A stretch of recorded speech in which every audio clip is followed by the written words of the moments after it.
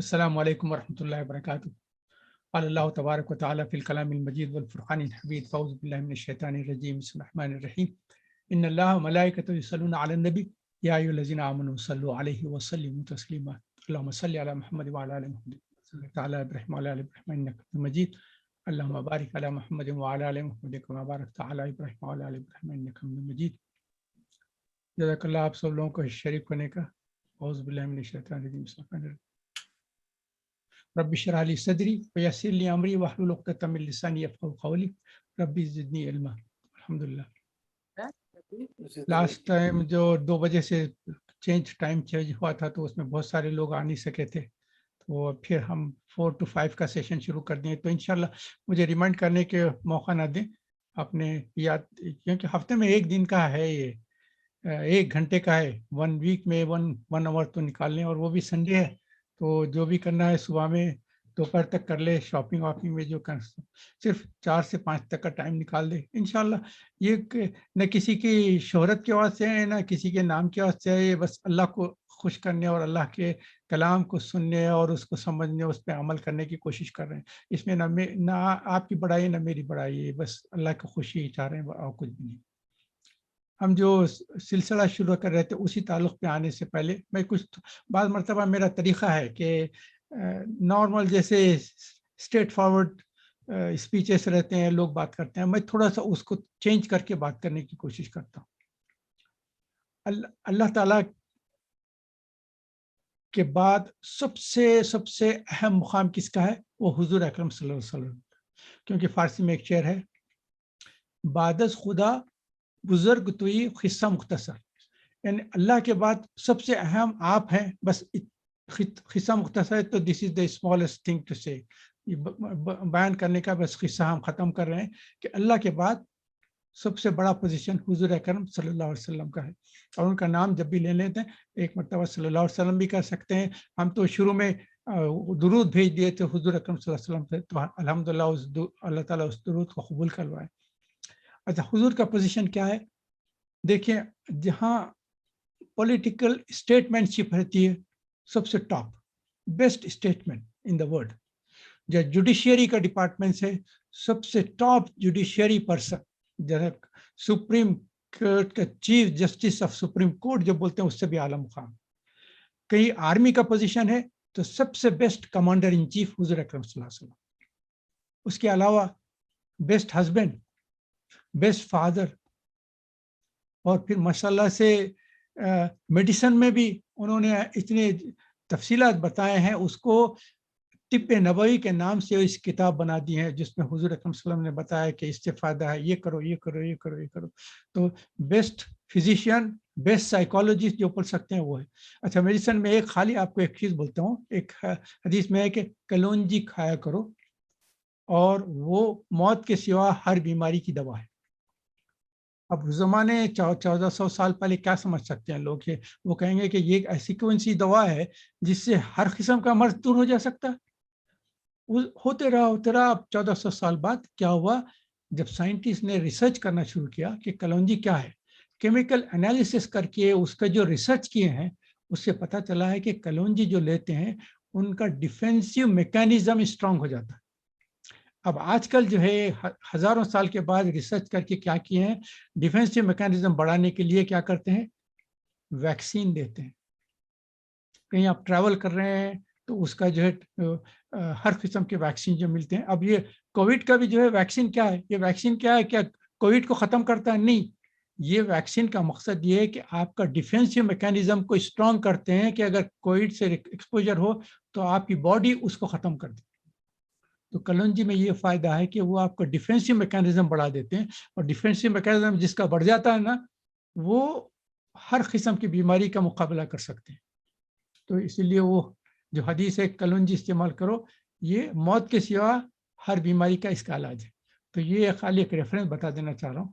اچھا، حضور اکرم صلی اللہ علیہ وسلم بیسٹ سائیکالوجسٹ بھی ہے۔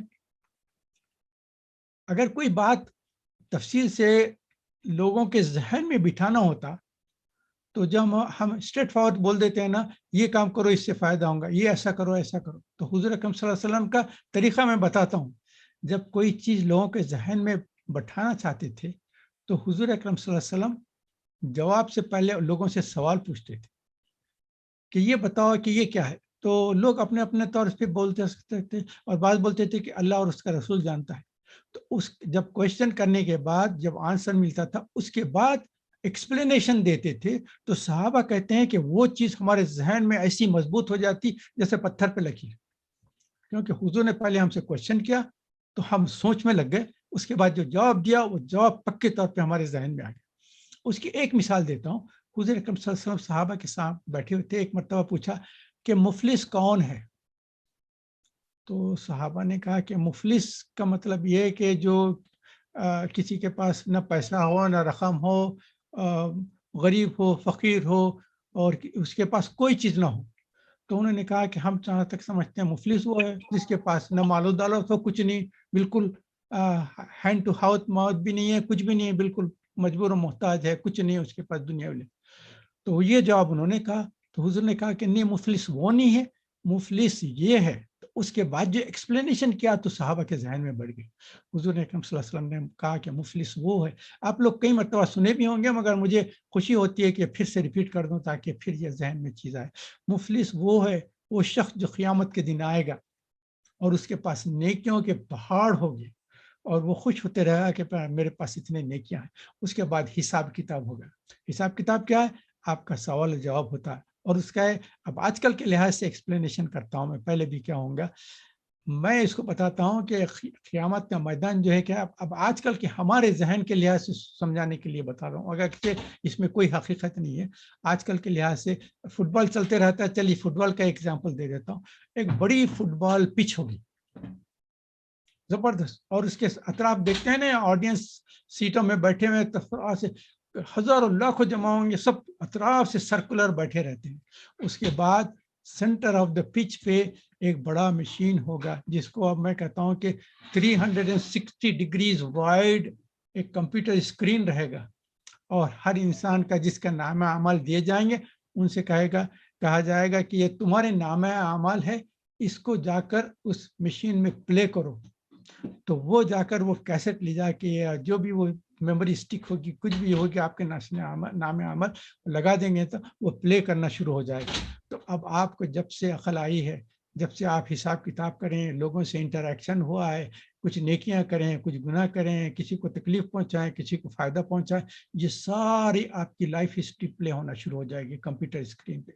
اور سارے لوگ آدم علیہ السلام سے لے کر آخری انسان جو آیا ہے نا, وہ سارے ان سرکولر یہ چیز دیکھتے رہیں گے, آپ کی آوازیں بھی سنتے رہیں گے, آپ نے کیا کیا کام کیا وہ سارا نظر آتے جائے گا.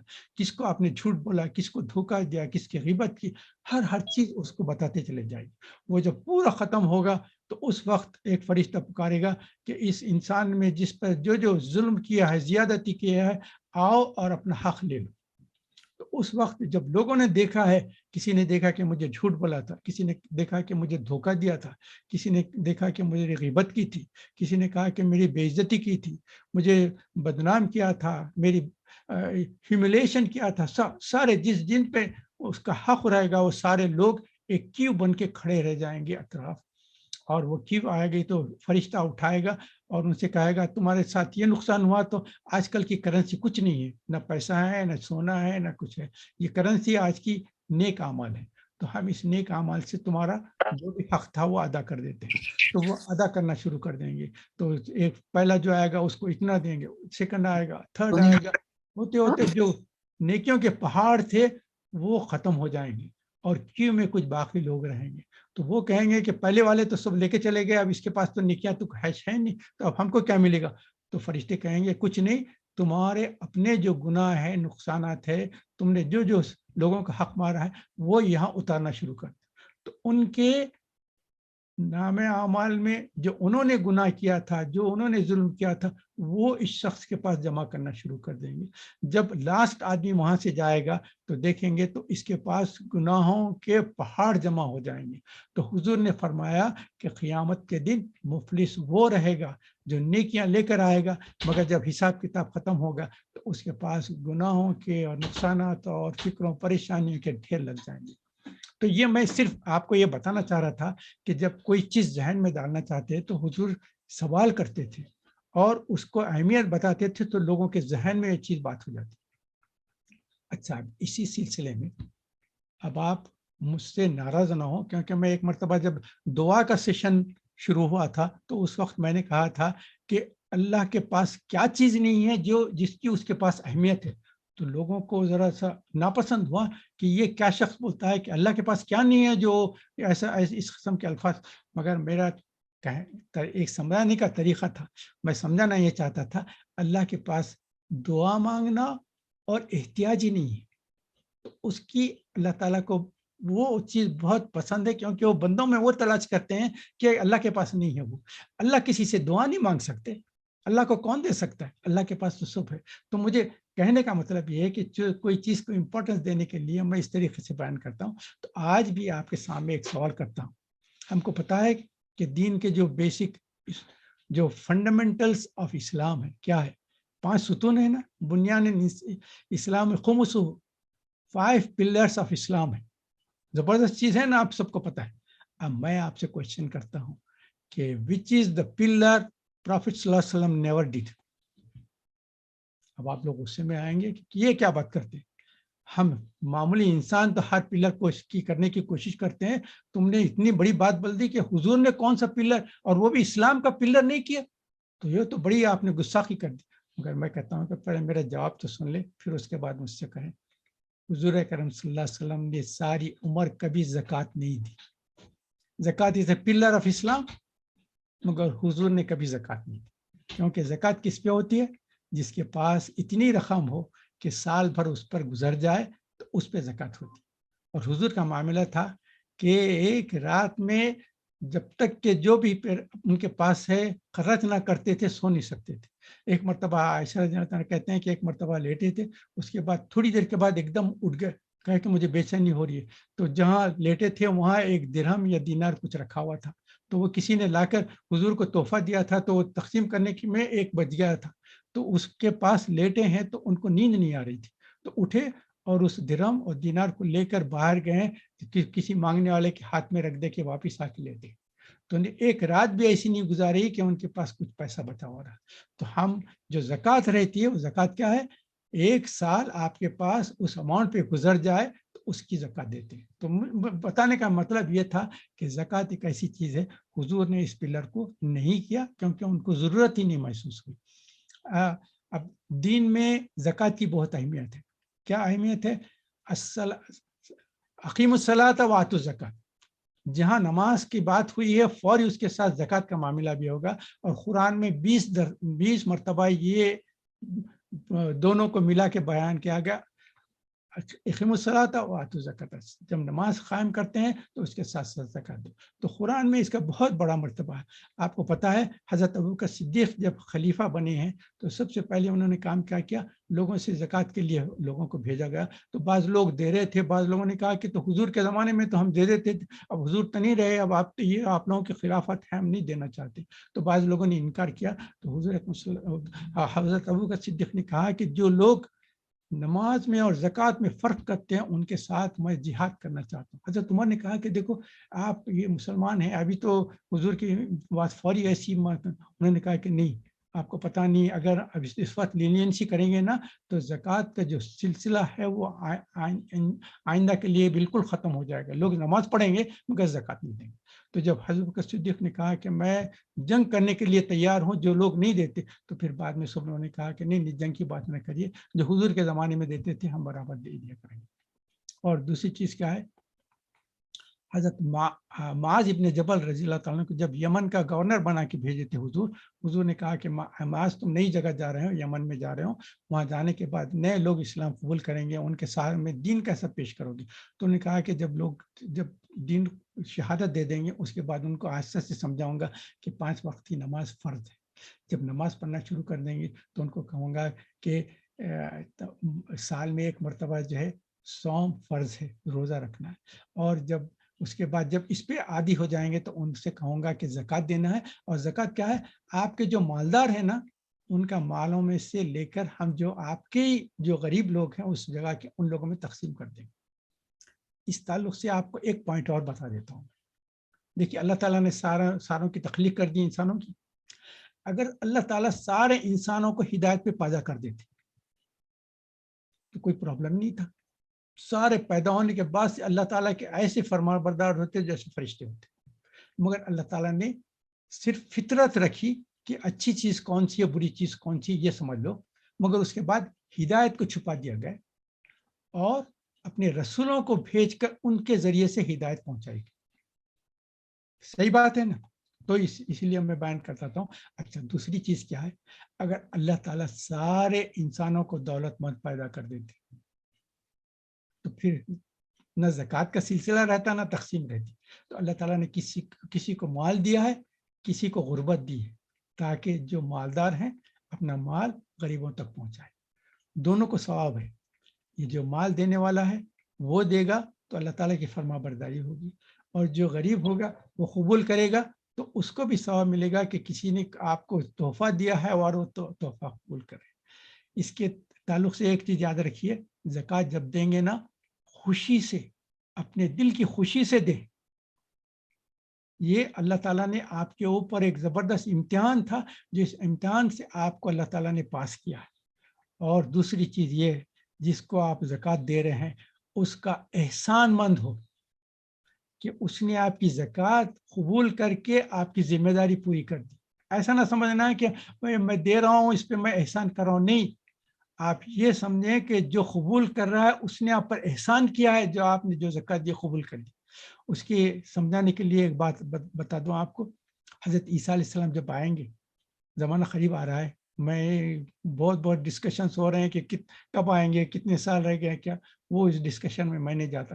مگر جب عیسیٰ علیہ السلام آئیں گے, جب دنیا میں سارا ہدایت اور اسلامی نظام قائم ہو جائے گا تو لوگوں کے پاس دولت کی اتنی فراوانی ہوگی. یہ میں حدیث کی ریفرنس بتا رہا ہوں, تو دولت کی اتنی فراوانی ہو جائے گی کہ کوئی غریب نہیں رہے گا, اور لوگ صبح سے شام تک زکوٰۃ جو ہے لے کر پھرتے جائیں گے. جہاں بھی جا کے دینے کی کوشش کریں گے وہ کہیں گے کہ نہیں ہم نہیں لے سکتے کیونکہ ہم خود زکوٰۃ دے رہے ہیں. تو یہ ایک زمانہ آنے والا ہے جس میں ساری دنیا میں دولت کی اتنی فراوانی ہوگی کہ کوئی زکوٰۃ لینے والا نہیں رہے گا. تو یہ حدیث کے الفاظ ہیں, حدیث کا جو مفہوم ہے وہ بیان کر رہا ہوں. دوسری چیز یہ ہے, اسلامی ہسٹری میں ایک زمانہ آیا, صحابی آیا ہے, بہت مختصر 1 سال یا 2 سال کا زمانہ آیا ہے, اور وہ خلافت ہے عمر بن عبد العزیز رحمۃ اللہ علیہ. جب وہ خلیفہ ہوئے ہیں, اتنا انصاف سے جو لوگوں نے لوگوں کا حق مار کے جائیدادیں لے لی تھی, پیسہ لے لیا تھا, سب کے کاغذات پھاڑ کے جس کا حق تھا سب کا حق پہنچا دیا. تو اس وقت حالت یہ ہو گئی تھی کہ جو غریب تھے سارے امیر ہو گئے, اور جو لوگوں کو دھوکہ دے کے لوگوں کا پیسہ اور جائیدادیں لینا شروع کر دیے تھے, ان سے لے کے ان کو دے دیے گئے, تمہارے پاس جتنی جائیداد ہے جتنا پیسہ ہے یہ تمہارا ہے, یہ دوسروں کا حق نہیں ہے تو تمہارا دے دینا. تو اس وقت پیسے کی اتنی فراوانی ہوئی کہ اس زمانے میں 1 سال کا یا 2 سال کا پیریڈ ہے. حضرت عمر بن عبد العزیز جب خلیفہ تھے تو لوگ صبح سے شام تک زکوٰۃ لے کر پھرتے تھے, بڑی مشکل سے کوئی ملتا تھا ایک آدھ قبول کرنے والا. تو یہ بہت اہم چیز ہے, میں آپ کو بیان کر دینا چاہتا ہوں تاکہ یہ ہماری اس حال میں بھی گزرا ہے. اچھا, زکوٰۃ کے تعلق سے, یہ زکوٰۃ اس واسطے بول رہا ہوں کہ یہ ہماری جو حقیقی ایمان کی جو بحث ہوئی ہے اس میں لاسٹ پوائنٹ ہے, کیونکہ حقیقی ایمان کی جو میں بحث کیا تھا اس میں کیا ہے, اللہ کا نام لے تو دل لرز جاتے ہیں, قرآن کی آیتیں پڑھیں گے تو ایمان کا اضافہ ہو جاتا ہے, اس کے بعد توکل کرتے ہیں اللہ پر, اور اس کے بعد کیا ہے, نماز قائم کرتے ہیں, اور جو اللہ نے دی ہے اس کو خرچ کرتے ہیں, انفاق سبیل اللہ. اور یہ جو ہے, یہ جو ہم خرچ کرتے ہیں وہ 2 قسم کے, ایک زکوٰۃ ہے ایک صدقہ. زکوٰۃ تو فرض ہے 2.5%. میں جتنے لوگوں کو بول رہا ہوں, آپ الحمدللہ ماشاءاللہ اللہ تعالیٰ نے ہم کو توفیق دیا, تو ان میں سے کوئی ایسا نہیں ہے کہ کوئی زکوٰۃ نہیں دیتا. الحمدللہ سب کیلکولیٹ کرتے ہیں, رمضان آنے سے بہت پہلے سے کیلکولیٹ کرتے ہیں, کیونکہ ہم کو ایک پریشانی رہتی ہے کہ ہم سے کوئی غلطی نہ ہو جائے. ایک پائی کاؤنٹ کرتے ہیں, برابر کر کے اس کا 2.4 حساب کر کے برابر زکوٰۃ دیتے تھے. مگر زکوٰۃ دینے کا مطلب یہ نہیں ہے کہ آپ نے صرف آپ کا جو اللہ تعالیٰ نے مال دیا ہے اس کا جو ایک حکم دیا گیا تھا وہ تو پورا کر لیا, مگر اس کے علاوہ بھی حق ہے, اس کے علاوہ بھی جو حق ہے اس کو صدقہ کہتے ہیں. اپنی خوشی سے زکوٰۃ کے علاوہ بھی دینے کی کوشش کرتے رہیے. اور زکوٰۃ کے تعلق سے ایک آدھ 2 وعیدیں بھی آپ کو بتا دیتا ہوں. سورہ یاسین کی میں نے آیت بتا دی تھی 47 آیت، انشاءاللہ آپ کو لکھا دیا ہوں، جا کے دیکھ لیں. یہ جب جو پیسے والے یہودی تھے اور جو منافقین تھے، اس وقت جب کہا گیا کہ اللہ کی راہ پہ خرچ کرو، تو وہ کہتے تھے کہ ہم خرچ کیوں کریں، غریبوں کو کیوں دے. اگر اللہ تعالیٰ ان غریبوں کو دینا چاہتا تھا تو ان کو خود دولت دے دیتا. اللہ تعالیٰ نے جب دولت ان کو نہیں دی ہے تو اس کا مطلب یہ ہے کہ اللہ ان کو غریب رکھنا چاہ رہا ہے. تو اللہ جس کو غریب رکھنا چاہ رہا ہے، آپ اس کو امیر کیوں بناتے ہیں؟ یہ آیت سورہ یاسین کی آیت نمبر 47 ضرور پڑھ لیں. تو یہ کہتے تھے، گمراہی بتاتے کہ کیوں دے نا، جب اللہ نے جس کو غریب رکھنا چاہے ہم اس کو کیوں امیر بنائیں. اس کا مطلب ہے کہ ہم اللہ کے ارادے کے خلاف چل رہے ہیں. یہ تھا. اور دوسرا یہ ہے سورہ توبہ سورہ نمبر 9 میں آپ کو لکھا ہے آیت نمبر 75 to 79، بعد میں دیکھ لیں. اس کا ریفرنس دیکھیے. بتانا چاہ رہا ہوں کہ ایک شخص تھا حضور اکرم صلی اللہ علیہ وسلم کے زمانے میں، ثعلبہ بن حاتم. یہ انصاری تھا. اس کے بعد بہت غربت تھی، تو حضور کے پاس آ کے کہتا تھا کہ اب پتہ نہیں کہ اس کا ایمان کس درجے میں تھا. وہ آ کے کہتا تھا کہ حضور مجھے دعا کریں کہ میرے پاس رزق کی برکت ہو. حضور نے کہا کہ حاتم جو اللہ دیا اس پہ راضی رہو، وہ اچھی تمہارے لیے بہتر. اس نے کہا نہیں آپ دعا کریں کہ اللہ مجھے مالدار کر دے. تو حضور نے ہاتھ اٹھا کے دعا کری تھی، اللہ حاتم ثعلبہ بن دولت دے دے اور اس کو بڑا امیر کر دے سارا. یہ باتیں کرنے کے بعد تو اس کے بعد حضور کی دعا قبول ہو گئی. اس کے بعد اس کے پاس برکت شروع ہو گئی. اس کے جو جانور تھے تیزی سے جانوروں کی تعداد بڑھنا شروع ہوئی. اس کی جو زراعت کی ایریا تھا وہ زراعت میں کافی بنا.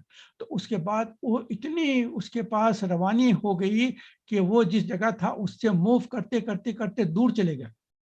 پہلے جو ہے 5 وقت کی نماز کو آیا کرتا تھا، اس کے بعد اتنا مصروف ہو گیا اپنے ویلتھ اور ڈیلنگ میں اور بزنسز میں کہ آنا بند کر دیا. اس کے بعد جمعے کے لیے آیا کرتا تھا. اس کے بعد اتنا مصروف ہوا کہ جمعے کی نماز بھی چھوڑ دی.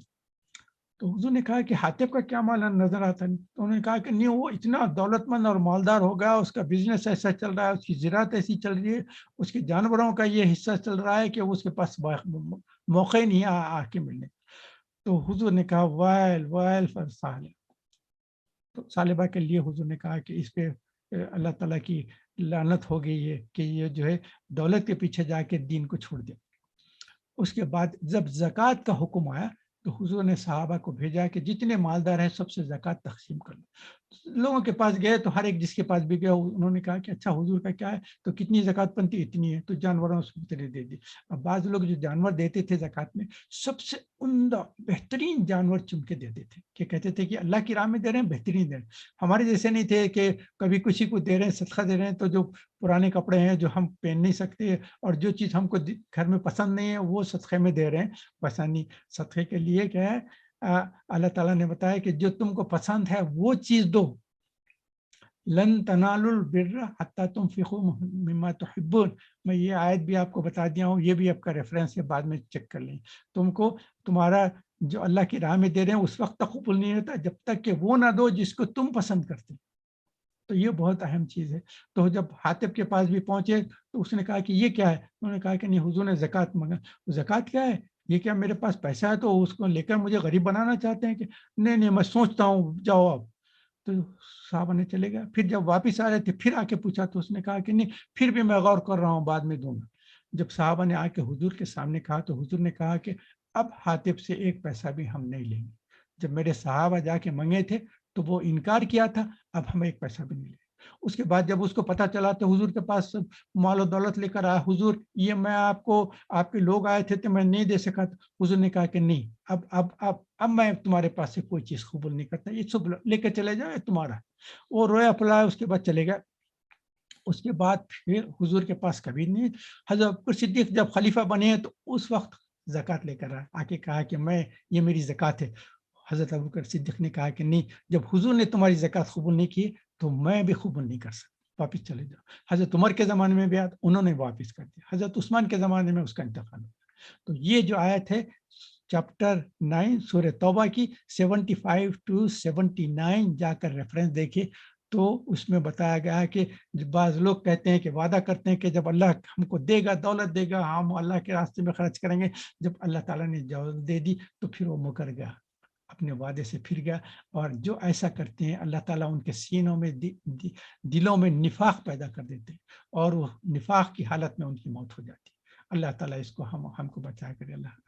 اچھا, زکوٰۃ کی تقسیم کے تعلق سے بھی جب پھر آپ سورہ توبہ میں چیپٹر 9 میں آیت نمبر 60 ہے, اس میں زکوٰۃ کیسا تقسیم کرنا, کس کو دینا, اس کی لسٹ بنا دی گئی.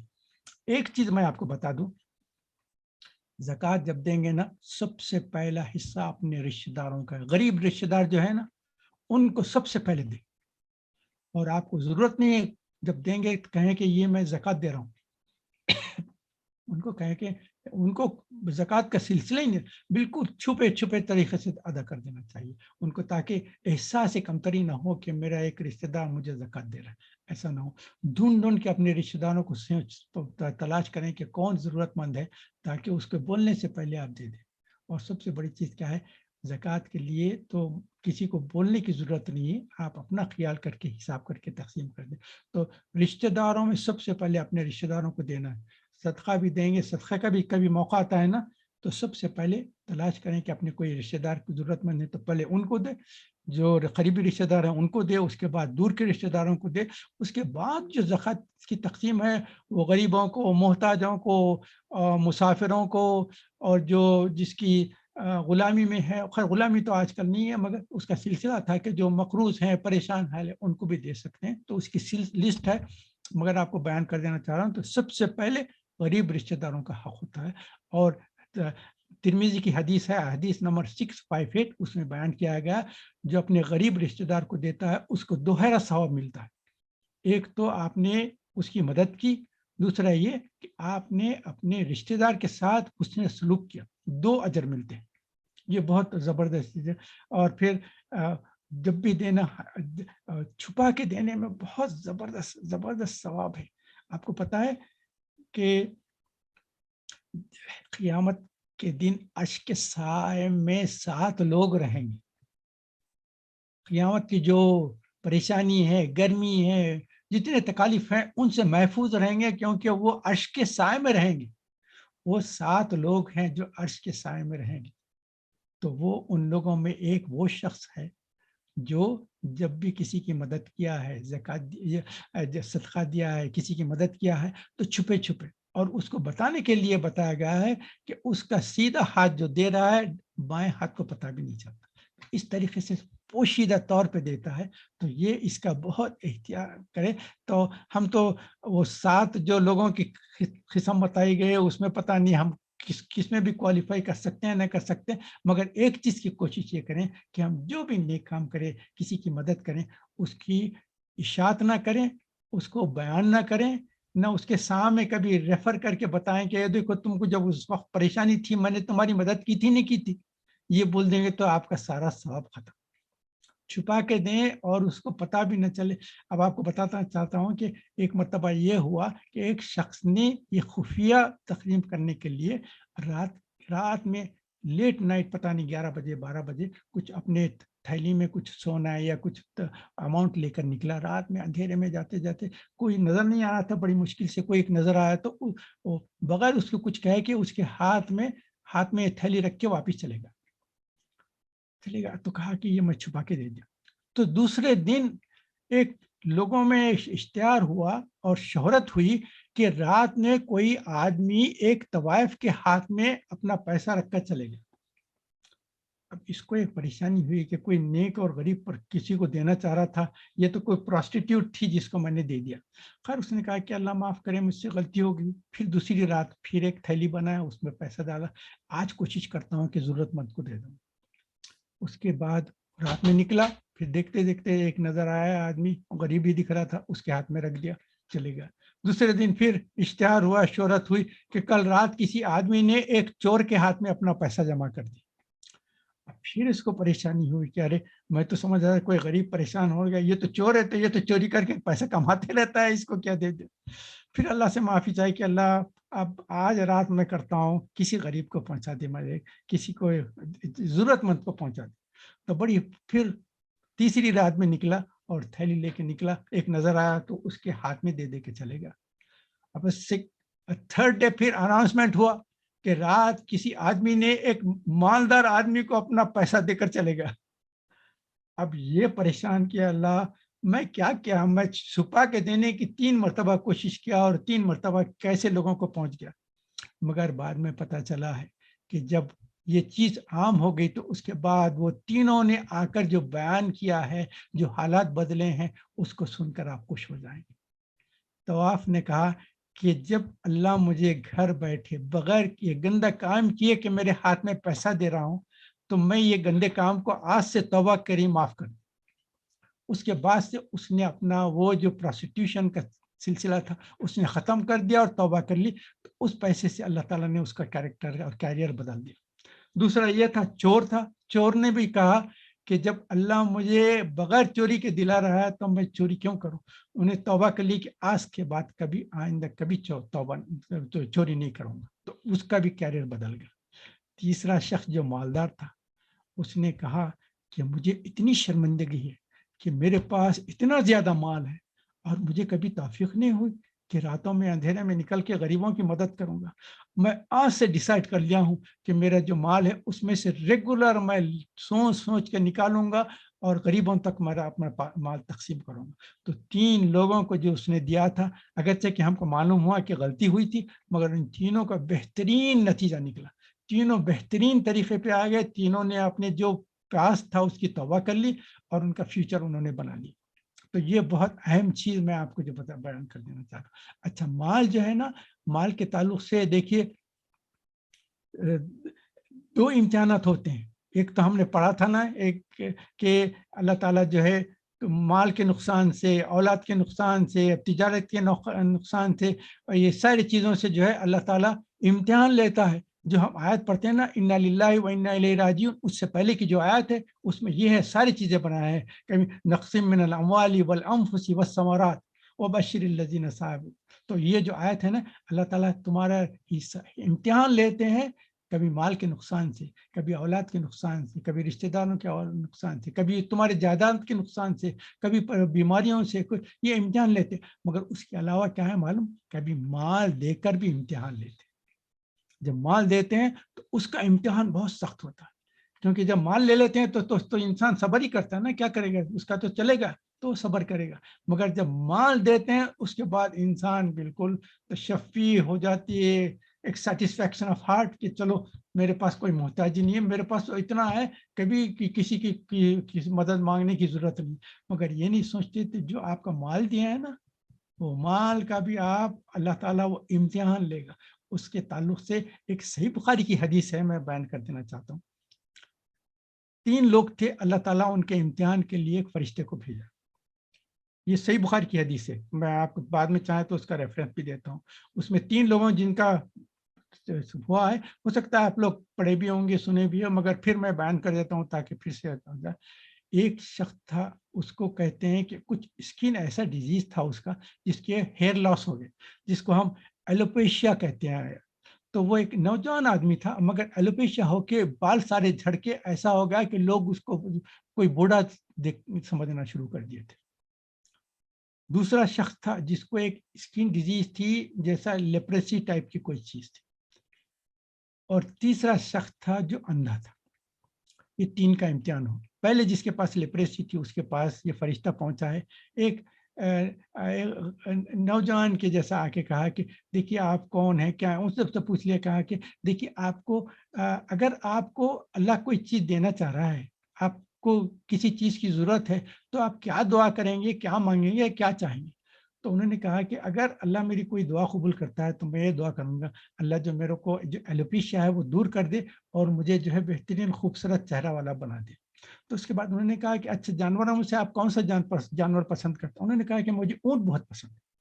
تو وہ شخص گیا، اس کے بعد اس نے دعا کی اور تھوڑی دیر کے بعد جب واپس آیا ہے تو اس کے ہیئر بھی آ گیا ہے، چہرہ بھی بہترین خوبصورت ہو گیا ہے. اس کے بعد اس نے ایک اونٹ لا کر اس کو دے دیا کہ یہ تم کو اونٹ دیا جا رہا ہے کیونکہ تم نے انہیں پسند کیا. اور وہ انتہائی خوش ہو گیا کہ ایک تو میری جو خواہش تھی وہ بھی پوری ہو گئی اور جو جانور میں مانگا وہ جانور بھی مل گیا. اس کے بعد وہاں سے چلے گیا. اچھا دوسرا شخص جس کو لیپریسی اور اسکن کا بہت خراب کنڈیشن تھا، اس کے پاس گیا، سیم سوالات پوچھے. اس نے کہا کہ بھائی اگر مجھے میری خواہش پوچھتے ہیں تو سب سے بڑی خواہش ہے کہ میری جلد جو ہے بالکل نارمل عام انسانوں کے جیسی ہو جائے اور میں بھی ذرا اچھا دیں گا، کیونکہ لوگ مجھ سے گھن کھاتے ہیں اور دور ہو جاتے ہیں کہ اس کے قریب آئے تو یہ اس کا اسکن ڈیزیز ہمارے پہ اسپریڈ ہوگا. تو سارے لوگ مجھ سے دور دور بھاگتے رہتے ہیں. یہ چیز چلی جائے گی تو انہوں نے کہا کہ اچھا اور جانوروں میں سے کیا پسند ہے؟ انہوں نے کہا کہ مجھے گائے پسند. تھوڑی دیر کے بعد آیا، اس کے بعد اس نے دعا کی تو فرشتے نے دعا کی تو دیکھے تو اس کا اسکن کنڈیشن بالکل نارمل ہوگا. اس کے بعد ایک گائے لا کر اس کو دے دی. وہ انتہائی خوش ہو گیا جیسا پہلے والے تھا. اس نے کہا کہ یہ تو میری دلی خواہش بھی پوری ہو گئی، کنڈیشن بھی چلے گیا اور جو میں مانگ رہا تھا وہ گائے بھی ملی. تیسرے کے پاس اندھے کے پاس گیا. اندھا تو دیکھ تو نہیں سکتا. اس کے بعد اس کا ہاتھ پکڑ کے انہوں نے کہا کہ دیکھو بھائی آپ کو اگر کوئی ایک چیز مانگنے کے لیے کہا جائے تو کیا مانگیں گے؟ انہوں نے کہا کہ آپ مجھ سے کیا پوچھ رہے ہیں؟ مجھے تو نظر ہی نہیں آتا، میں دیکھ ہی نہیں سکتا. اگر مجھے چاہیے تو سب سے بڑی نعمت آنکھ ہے، جس سے میں دیکھ سکوں کہ دنیا میں کیا ہو رہا ہے. کانوں سے سنتا ہوں میں کہ سامنے کیا ہو رہا ہے مجھے پتا نہیں. کوئی بولیں گے کہ یہ ہو رہا ہے یہ ہو رہا ہے تو مجھے پتا چلتا ہے، نہیں تو میں تو دیکھ ہی نہیں سکتا. تو اب یہاں ایک پوائنٹ یہ بول دوں، ہم جو آنکھوں سے دیکھ رہے ہیں ہم اللہ تعالیٰ کا کتنا شکر ادا کرتے ہیں. صبح میں آنکھ جب آپ کی کھلتی ہے نہیں، الحمدللہ رب العالمین، الحمدللہ الحمدللہ الحمدللہ. صبح میں جب آنکھ کھلی تو اللہ کا شکر ادا کریں کہ اس نے آنکھوں کا آپ کی بینائی بھی دی، کانوں بھی دیے اور سارے آپ کے جتنے سینسیشن ہے سارے پورے رکھے. آپ کو صحت سے اللہ تعالیٰ نے اٹھایا اس وقت، تو اللہ کا شکر ادا کریں. تو پھر وہ فرشتہ گیا اور اس کے بعد تھوڑی دیر کے بعد دیکھا تو اس کے آنکھوں سے نظر آ رہا ہے. اس نے اس انسان کو دیکھا، جو فرشتہ جو انسان کی شکل میں تھا، دیکھتا انہوں نے کہا کہ کیا مجھے ایک نعمت مل گئی، کب سے تھا. انہوں نے کہا کہ جانوروں میں سے کیا جانور پسند؟ انہوں نے کہا مجھے شیپ پسند ہے، بکرا. تو وہ بکرا بھی لا کر دے دیا. انہوں نے کہا کہ اب اس کے بعد برسوں گزر گئے، برسوں گزر گئے، برسوں گزر گئے.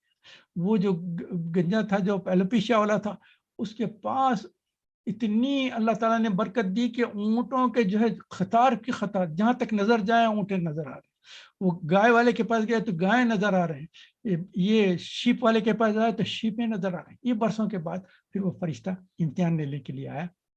پہلے آیا اس ایلوپیشیا والے کے پاس، گندے کے پاس آیا، آ کر کہا کہ دیکھیے میں اپنے ملک کو جانا چاہ رہا ہوں اور مجھے اس وقت کوئی سواری نہیں ہے، اگر آپ ایک اونٹ عنایت کریں گے تو میں اس میں سفر کروں گا. انہوں نے کہا کہ دیکھو بھائی میرے یہ اونٹ سارے میری محنت کے ہیں، میں یہ کسی خیرات کرنے کے لیے نہیں رکھا. انہوں نے کہا کہ ذرا ایک منٹ، آپ نے مجھے نہیں پہچانا، آپ کو یاد ہے اتنے سال پہلے میں آیا تھا آپ کے پاس، آپ کو ایلوپیشیا تھا اور آپ کے پاس کچھ نہیں تھا، آپ پریشان تھے، اور اس وقت کیا ہے اس کے اطراف میں دو صاحبہ بیٹھے ہوئے تھے. وہ ادھر ادھر دیکھا، اس نے کہا کہ سب لوگوں کو یہ پول کھل جائے گا. اس نے کہا کہ نہیں آپ کو غلط فہمی ہوگی، آپ میرے پاس نہیں آئے تھے، آپ کو کسی دوسرے کے پاس گئے ہوں گے. میرے کو تو کبھی ایلوپیشیا نہیں تھا، میں تو شروع سے بہترین ہیئرس ہیں اور ایسا خوبصورت تھا، اور یہ میرے خاندان کے اونٹیں ہیں، میرے باپ دادا کے جائیدادوں میں سے یہ سارا مجھے ملا ہے، آپ کو غلطی ہو گئی، کوئی دوسرا آدمی ہوگا. اس نے کہا کہ نہیں، غلطی میں نہیں، غلطی آپ کر رہے ہیں. میں اللہ سے دعا کرتا ہوں کہ جس حالت میں آپ پہلے تھے نا وہ حالت اللہ آپ کو پھر واپس کر دے. تو جب فرشتہ وہاں سے چلے گیا ہے اس کے بعد پھر سے ایلوپیشیا شروع ہوگا اور جتنے اونٹیں وغیرہ تھے سب بھاگ کے چلے گئے. اب وہ زمین خالی پڑی ہوئی ہے اور یہ بیٹھا ہوا ہے، اور اس کے جو ساتھی دوست احباب جو تھے اس کی جو حالت دیکھے تو اس کے پاس سے بھاگ گئے. اب سیم تھنگ ہیپنڈ، وہ جو لیپریسی کا جو انسان تھا اس کے پاس بھی گیا ہے، یہی سوال کیا ہے اور اس کو وہی جواب ملا ہے. نے کہا کہ نہیں آپ سے غلطی ہو گئی، میرا تو اسکن بہترین تھا، اور یہ جو گائیں دکھ رہے ہیں نا یہ میرے خاندانی ہیں، کوئی آپ غریب مت سمجھے مجھے. اچھی بات. انہوں نے دعا کی، اس کے بعد پھر سے وہ لیپریسی شروع ہوگی اور گائیں بھی بھاگ گئے، اور اس کے بعد دو صاحباب تھے اس کو بھی چھوڑ کے بھاگ گئے. اب تیسرا جو ہے اندھے کے پاس گئے. اندھے کے پاس جا کے انہوں نے سلام کیا، کہا کہ مجھے کہیں سفر کرنا ہے اور میرے پاس کچھ جانور بھی نہیں ہے، اگر آپ کچھ عنایت کر دیں تو میں بہت شکر گزار ہوں گا. انہوں نے کہا کہ ہینگ آن، آپ کو پہچانتا ہوں میں، اللہ نے جب مجھے نظر دی تھی آنکھیں، پہلے شخص آپ تھے جس کو میں دیکھا تھا، آپ کے دیکھنے کی کتنی خواہش تھی مجھے, اللہ کا لاکھ لاکھ شکر ہے آپ آدھا ہے. آپ نے جو دعا کی تھی اس کی وجہ سے مجھے اللہ نے آنکھیں دے دی, میں اللہ کا شکر گزار کرتا ہوں. اور یہ جو آپ نے ایک بکرا جو شپ دی تھی نا, اللہ نے اتنی برکت دی کہ یہ نظریں جہاں تک, آپ ایک بکرا چاہتے ہیں, آپ جتنے لیتے ہیں ان میں سے چن کے لے کے چلے جائیں, میں آپ کا شکر گزار ہوں, میں اللہ کا شکر گزار ہوں کہ اس نے آپ کو بھیج کر مجھ میں اتنے انعامات اور اکرامات پائے. فرشتے نے کہا کہ نہیں, میں انسان نہیں ہوں, میں فرشتہ ہوں.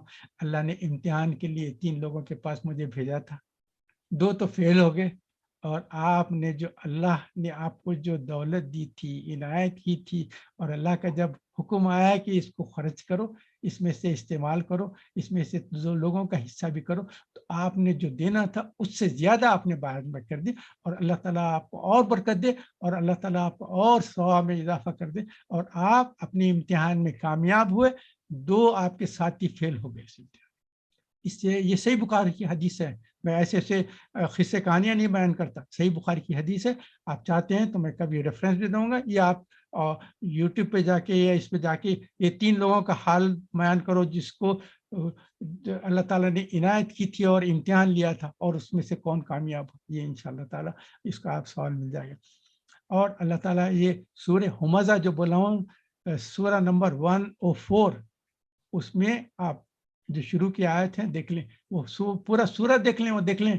اللہ تعالیٰ بتاتے ہیں کہ یہ جو غیبت کرتے ہیں, لوگوں کو ہیوملیٹ کرتے ہیں, اور اس کے جمع معلوم معددہ, they are always counting money, bank balance کتنا ہے, یہ لاسٹ منتھ کتنا تھا, اس سال کتنا بڑھ گیا ہے, اور کیا ہو رہا ہے, how to increase my wealth, اسی میں لگا ہوا ہے. یہ سورہ ہمزہ اسی کو بیان کر رہا ہے کہ آپ you are just interested in counting your منی.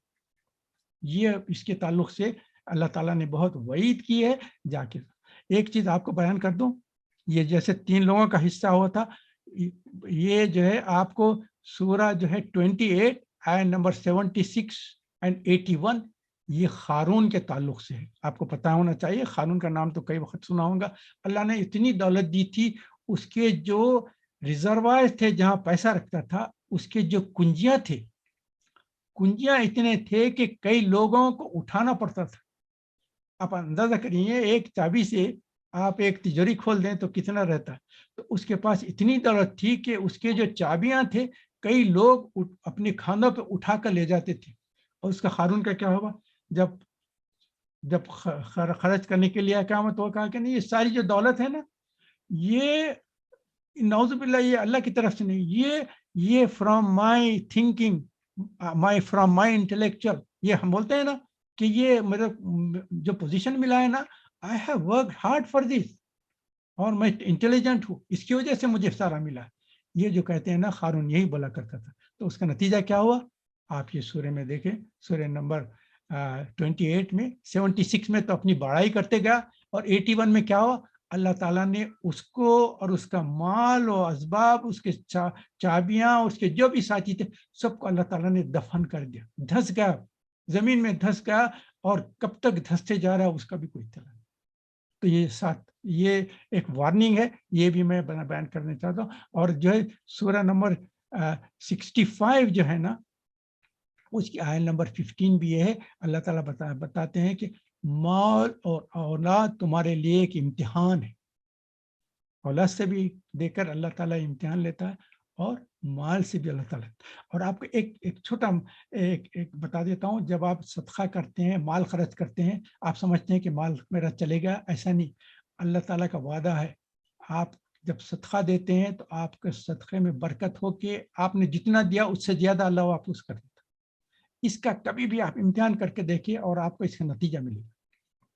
بے شک آپ جتنا بھی خرچ کریں گے, اس کے کچھ دن کے بعد ایک دم سڈنلی آپ کو پتہ چلے گا, کہیں سے مجھے پیسہ مل گیا, جہاں سے ایکسپیکٹ بھی نہیں کرے تھے, پتہ نہیں کہاں سے آ گیا, پتہ نہیں, اور اسی مال میں برکت ہو جاتی ہے اللہ کی طرف.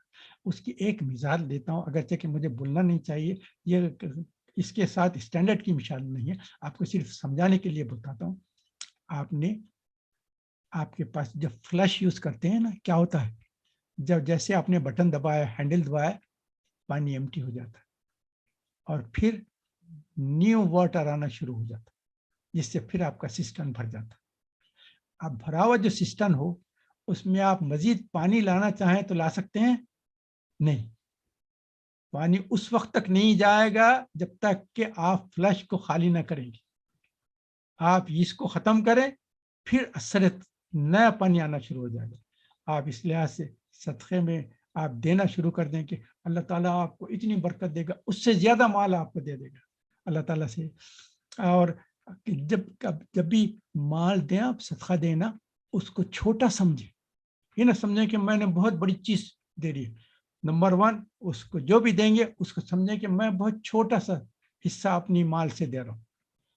اور دوسری چیز جلد ادا کریں، جیسے آپ کو خیال آیا دینا ہے تو فوری ادا کر دیں، اس میں ڈیلے کریں گے تو شیطان انٹرفیئر کر کے آپ کو رکا دے گا.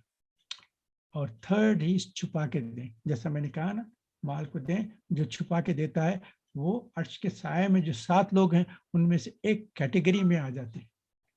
تو اللہ تعالیٰ یہ اچھا حضور اکرم صلی اللہ علیہ وسلم بھی جب صحابہ سے کہتے تھے کہ کچھ دو کرو تو لوگ آ کے جاتے تھے. تبوک کے سلسلے میں تو معلوم ہے حضرت ابوبکر نے لا کر دیا، حضرت عمر نے لا کر دیا، حضرت عبد الرحمن بن عوف نے لا کر دیا، اور کئی لوگوں نے لا کر اپنا دیا، جس میں حضرت عمر نے اپنا ہاف دے دیا تھا، حضرت ابوبکر صدیق نے اپنا جتنا بھی تھا پورا لا کر دے دیا. اور حضرت ابوبکر صدیق نے جو مال لا کے دیا تھا وہ چھوٹا سا دکھ رہا تھا. حضرت عمر نے جو مال لایا تھا وہ ہاف جو ان کی تھی نا وہ لا کے دیا تو اتنی بڑی تھی. حضرت عمر نے کہا کہ آج تو میں ابوبکر سے بازی لے گیا، میرا مال ابوبکر سے زیادہ ہے. مگر اب آپ دیکھیں حضور اکرم صلی اللہ علیہ وسلم جب سوال کرتے ہیں نا، سوال کس طریقے سے کیا ہے کہ جس سے حضرت ابوبکر صدیق کی بڑائی ہوگی. انہوں نے حضرت ابو سے پوچھا ابوبکر تم گھر والوں کے لیے کیا چھوڑ کے آئے؟ انہوں نے کہا صرف اللہ اور اللہ کے رسول کو جتنا گھر میں تھا واپس لا لیا. حضرت عمر سے پوچھا کہ تم کتنا لایا؟ انہوں نے کہا کہ میرے پاس جتنا مال تھا اس کو آدھا ڈیوائڈ کیا ہوں، آدھا گھر پہ رکھا ہوں، آدھا لے کر. حضرت عمر نے کہا کہ آج کے بعد میں ابوبکر کو کبھی ہرا نہیں سکتا، کیونکہ ابوبکر نے پورا مال لا کر دے دیا، میں تو آدھا مال گھر والوں کے لیے رکھے گا. تو یہ بھی یہ زبردست چیز ہے، ہم کو یاد کرنا چاہیے. اور قیامت کے دن جو 5 سوال ہوگے، نوجوانی کہاں گزاری، ساری عمر کہاں گزاری، مال کیسا کمایا، مال کیسا خرچ کیا، اور جتنا اللہ نے علم دیا تھا اس کو کیسا استعمال کیا. تو 5 جو سوالات ہوں گے قیامت کے، 2 سوال مال کے ہیں، کیسا کمایا تھا، کہاں خرچ کرا تھا. تو کمانے کے لیے بھی رائٹ سورس لینا ہے، خرچ کرنے کے لیے بھی رائٹ سورس کرنا ہے. ایک بات یہ بیان کر دوں، اب تو صرف مال اور دولت کی بات کر رہا تھا، مگر آپ کو معلوم ہونا چاہیے صدقہ صرف مال اور دولت ہی نہیں، صدقہ دوسری چیز بھی ہے. دعا کرنا بھی کسی کے لیے، حاجت مند کے لیے دعا کرنا بھی ایک صدقہ ہے. آپ کو اللہ نے جو علم دیا ہے وہ دوسروں سے شیئر کرنا وہ بھی صدقہ ہے. کوئی آپ سے مشورہ لے اس کو صحیح مشورہ دینا یہ بھی صدقہ ہے. اور آپ کسی مسلمان بھائی کو دیکھ کر مسکرائیں تو اسمائل از اے صدقہ. کوئی پریشانی میں ہے اس کی مدد کریں گے تو وہ صدقہ ہے. آپ اپنا وقت ہے وہ نیک کام میں لوگوں کے فائدے کے لیے خرچ کریں گے تو وہ بھی صدقہ ہے. اپنی اولاد کی جو تربیت کریں گے صحیح تربیت وہ بھی صدقہ ہے. مشکلات پہ جو صبر کریں گے وہ بھی صدقہ ہے. اور کوئی آپ پہ ظلم کیا ہے اور معافی مانگ رہا ہے تو اس کو معاف کر دیں گے وہ بھی صدقہ ہے. کسی کے ساتھ خوشی سے پیش آنا وہ بھی صدقہ ہے. کوئی مریض ہے اس کی عیادت کو جانا وہ بھی صدقہ ہے. راستے سے کوئی پتھر ہے نقصان دہ چیز ہے اس کو ہٹانا وہ بھی صدقہ ہے. اور ایک آخری بات بولتا ہوں، غور سے سنیں اور اس سے سننے کے بعد خوش بھی ہو جائیں. آپ اپنی بیوی یا بیوی سے کہہ رہا ہوں کہ اپنے شوہر کو کبھی خوشی سے ایک نوالا بنا کر ان کے منہ میں ڈال کر ان کو کھلانا یہ بھی صدقہ ہے. تو اللہ تعالیٰ سے دعا کرتے ہیں اللہ تعالیٰ ہم کو توفیق دے، کیا سنا جو گیا کہا گیا اس کو ہمارے دلوں میں داخل کر دے اور اس کو اعمال کے ذریعے سے ہماری زندگی میں ظاہر کر دے. 1-2-3 چیزیں چھوٹے چھوٹے بیان کر دیتا ہوں.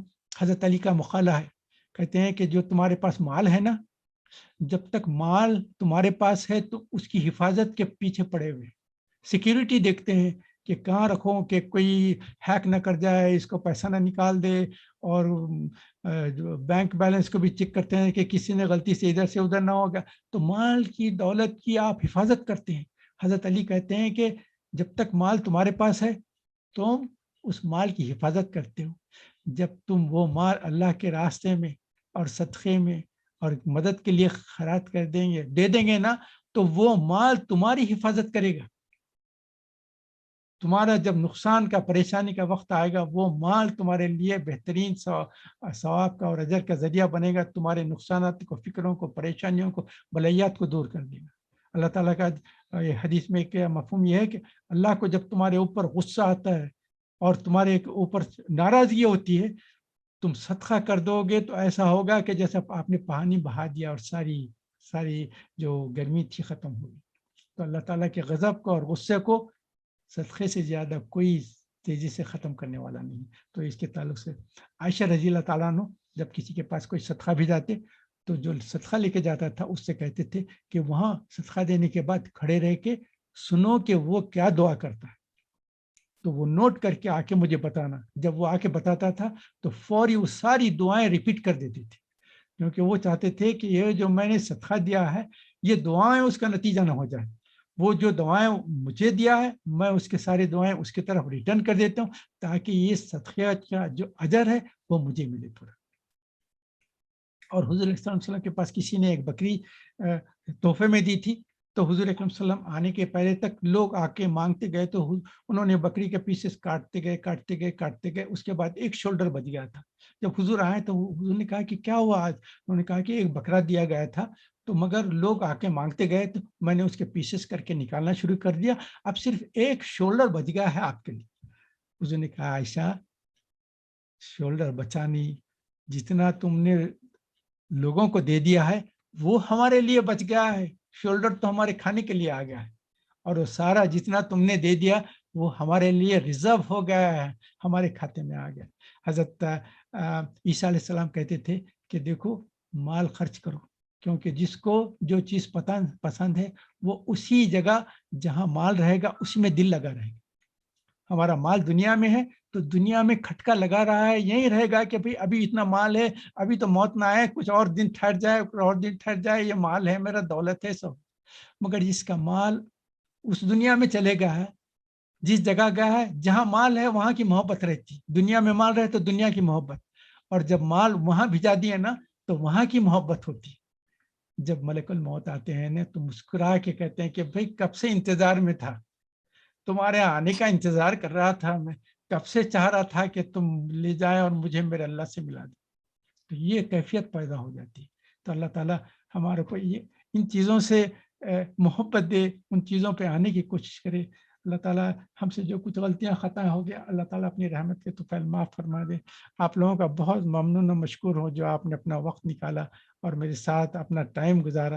اللہ تعالیٰ آپ کو بھی اور مجھے بھی اس کے فیض سے معمور اور مشہور کر دیا اور اپنے رحمتیں و برکتیں ہم نازل کریں. آمین سبحانک اللہم و بحمدک لا الہ الا انت نستغفرک ونتوب الیک. اللهم صل على محمد وعلى ال محمد كما صليت على ابراهيم وعلى ال ابراهيم انك حميد مجيد. اللهم بارك على محمد وعلى ال محمد كما باركت على ابراهيم وعلى ال ابراهيم انك حميد مجيد.